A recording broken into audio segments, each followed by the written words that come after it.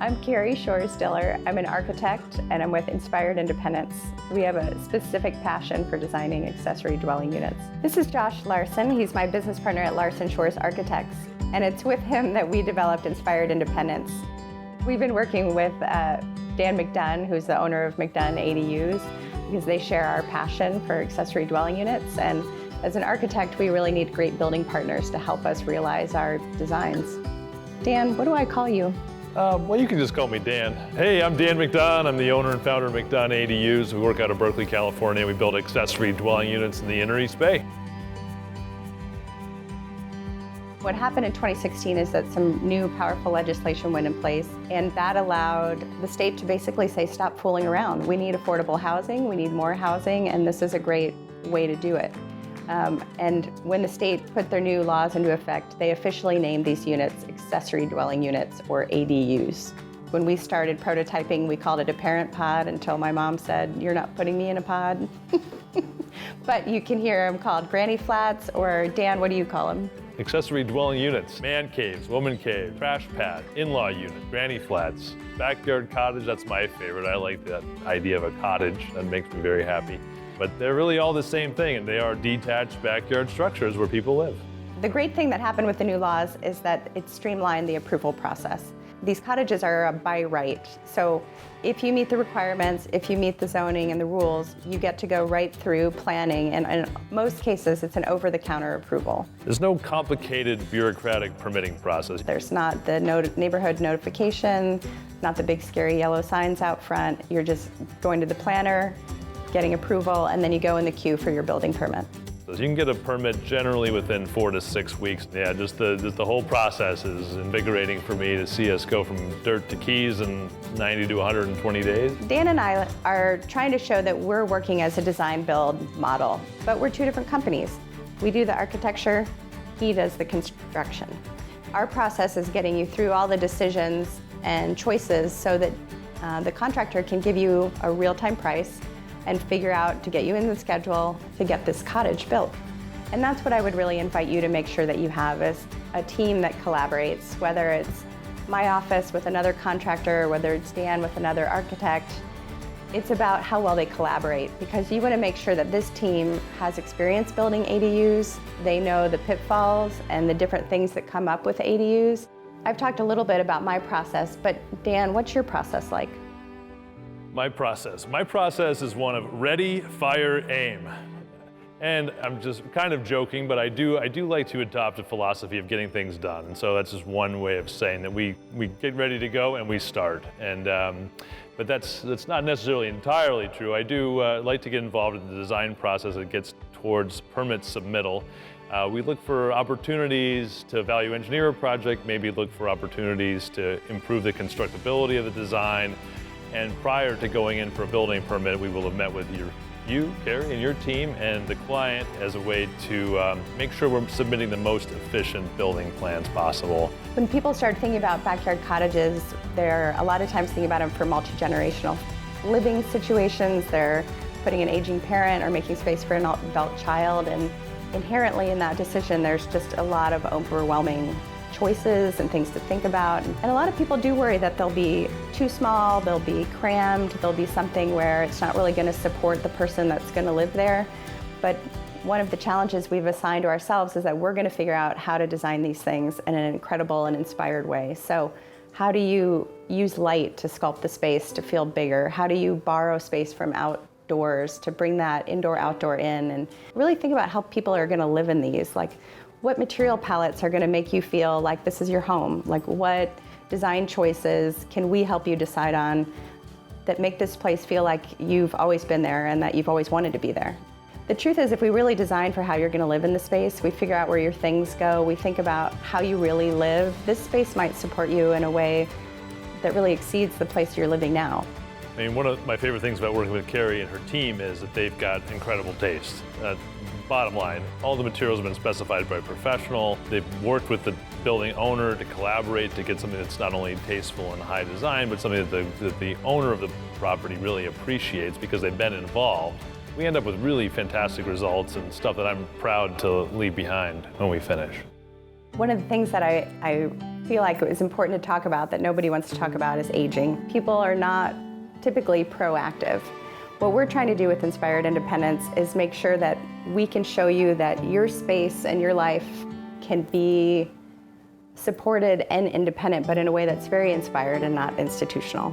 I had severe spinal injuries when I was in my 20s, and I was a young, stubborn architect really fighting my own environment, and I thought, why is this space not supporting me? Why can't this space help me navigate this time, which luckily was temporary? There's some smart design choices people can make that don't add cost, they don't add a lot of time, and inherently they're embedded in all of our units. But we make sure when you're building a new ADU that you can go from the inside to outside with no threshold, no step up. And that also means when you're entertaining and you have the big doors open, that outside space then becomes more incorporated. We also make sure all the doors are wide enough to support that if you needed to get through it with a wheelchair or walker, that you could.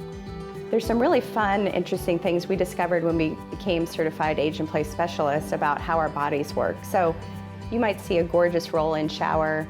It just blends in from the floor, but the truth of that matter is that's also an accessible shower. That's also something someone could wheel into. A lot of times people have really separated designing for aging and good design. But what we're really trying to do with Inspired Independence is put those two things together, because there's no reason as creative, thoughtful architects that we can't take the same approach that we would take to a high-end client and apply it to how to make an accessible bathroom. I mean, one of our real missions is that everyone should have access to good design. And our expectations of design is that it supports people in the fullest way possible. And that's at your low points and your high points. Okay, well, I like to always describe myself as a recovering optimist, but we've got to get the numbers out of the way because these ADUs are amazing. I think you'll find that the math will work and they're a great investment, but they're expensive. And here's what we're doing. We're taking the cost of a big house and we're shrinking it down and putting it to a small square footage with all the expensive pieces. We have a foundation, we have connection to utilities, we have the kitchen, the bathroom, the heating system, and we need that. I love it when Dan talks about the price of square footage. ADUs are expensive to build, for sure, but like in a lot of the markets we build in, Berkeley, Oakland, Rockridge, these are areas that support for sale housing values upwards of $1,000 a square foot. And if we're able to deliver 600 square feet for $600 a square foot, there's really $400 per square foot of nearly instant equity that's there to create. So like from an economics perspective, they're nearly a unicorn because you can borrow to build them and have instantaneous equity that is, otherwise unattainably. The land cost of basically zero. It might be that grandma had a house on the peninsula and she took out a line of credit, paid for the in-law unit, and then lived there and rented out her house on the peninsula and was in a cash flow positive position. There's also kind of a sweet spot with ADUs. A lot of times people will come to us and say, oh, we just want to do a little 300 square foot unit.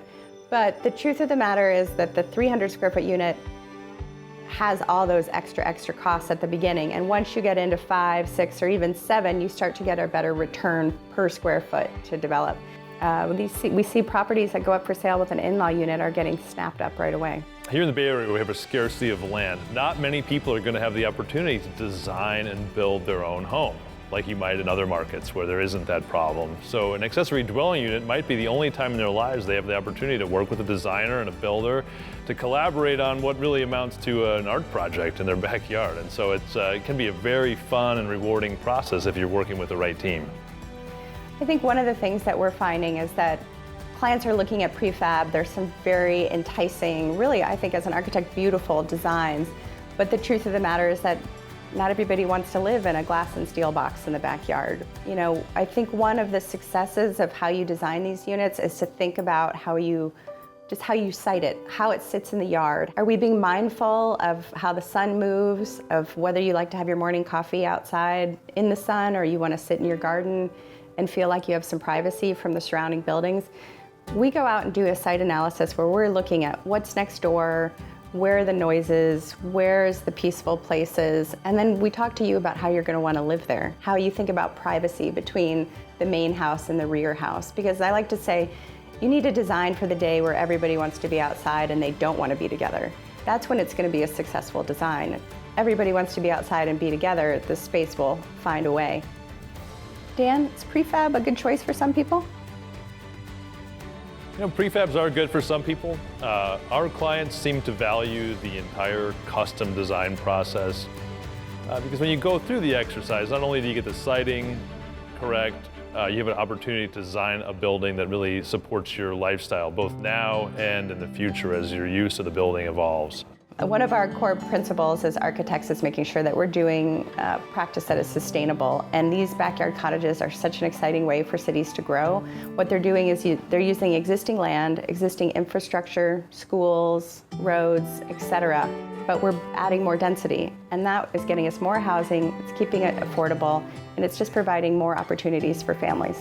You know, I think we meet with people and we see if it's a good fit. You know, the other great thing is it's worth a phone call. If we're not a great fit for you, we probably know someone who is. And I think it's our intention that we help people build more ADUs, right? Absolutely, yeah. And so whether we're your team or we've just helped educate you, we hope we brought you some value, and you can reach out and give us a call.